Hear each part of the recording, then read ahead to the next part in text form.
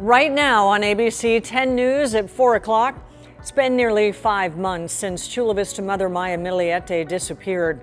Her parents are now fighting in court to see her 3 children, what they say is standing in the way. Plus, a proposed solution to help San Diego families pay youth sports fees.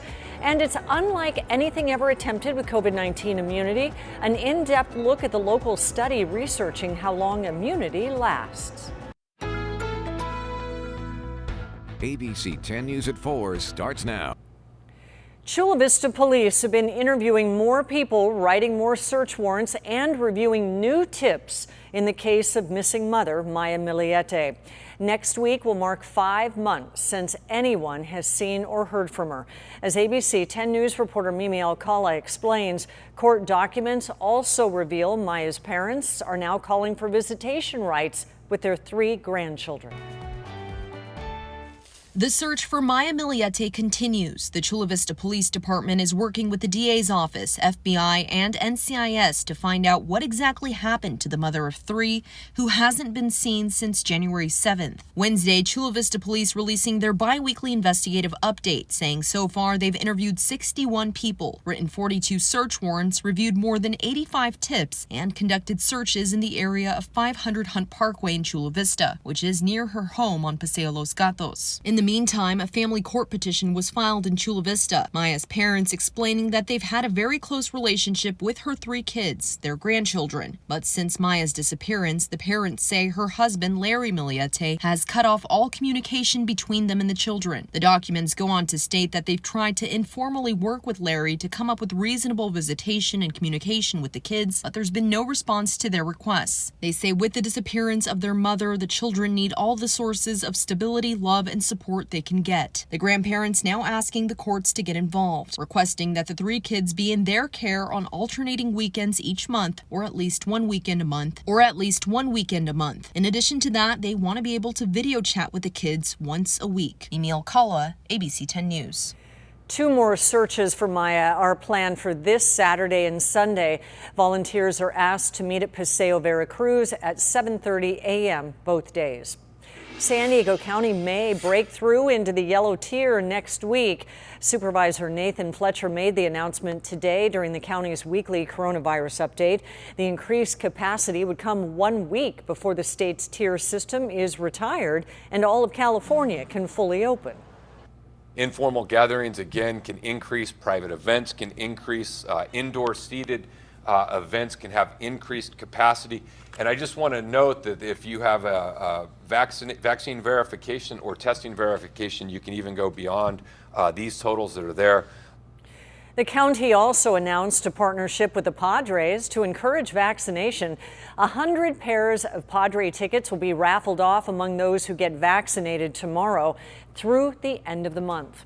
And today, President Biden announced a month of action to get more Americans vaccinated by July 4th.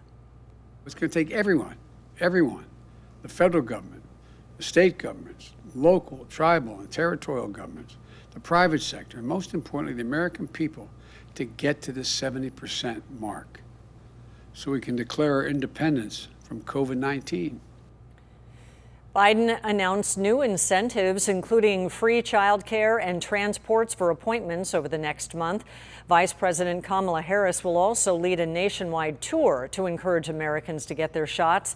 At least 12 states reached the president's goal of 70% of adults partially vaccinated by July 4th. More than half of eligible Californians are fully vaccinated, while about 13% are partially vaccinated. Anheuser-Busch is teaming up with the White House to try to convince more people to get vaccinated. It announced today it will buy you a drink if President Biden's goal to get 70% of adults partially vaccinated by July 4th is met. People 21 and older will have to upload a picture of themselves in their favorite place to mycooler.com/beer to enter. Then you'll get a $5 credit. The giveaway is limited to the first 200,000 people. If we'll need a COVID booster shot and how that will work are the next things that health leaders are working on. The National Institute of Allergy and Infectious Diseases is looking at whether mixing different COVID vaccines can offer better protection. It's starting a new study with adult volunteers who have been fully vaccinated, giving them booster doses of a different vaccine than they originally received. The Biden administration is working on how to fairly distribute the 80 million COVID vaccine doses it has pledged to the rest of the world. The Secretary of State says a decision will be coming in the next 2 weeks. He says the shots will be given without any political requirements for receiving them. In the last 30 minutes, federal authorities wrapped up a news conference about the recent string of human smuggling attempts off our coastline. The most recent incident happened in Mission Bay this weekend. ABC 10 News reporter Laura Acevedo was there. And Laura, they have a stern message for migrants about trusting smugglers. Kimberly, yes, well, the message was clear and simple. It was, do not put your hands in the life of smugglers. That they say no opportunity in the United States is worth putting your life at risk. Now, the U.S. attorney was joined by several high-ranking officials, local Border Patrol chief, CBP, Coast Guard, and lifeguard officials, saying that in the last 3 weeks alone, 4 people have died trying to enter the country. Dozens have had to be rescued, citing a dramatic increase in human smuggling attempts. They provided several examples they say show the dangers of trusting smugglers, citing the Panga boat crash off the coast of Point Loma in early May that killed 3 people. The suspected smuggler in the case facing charges of attempt to bringing undocumented people into the country. Another example that they gave this afternoon was the crash in the Imperial County back in March that killed 13 people. Officials say the smugglers will be prosecuted to the fullest extent. We are appealing today to every person who is considering a desperate, perilous journey to the United States, whether in a boat or on foot or in the trunk of a car. Don't do it. Do not place your life in the hands of human smugglers. It's not worth it. Smugglers will leave you in a trunk or a hidden compartment, and they will not listen to your screams if you are in distress.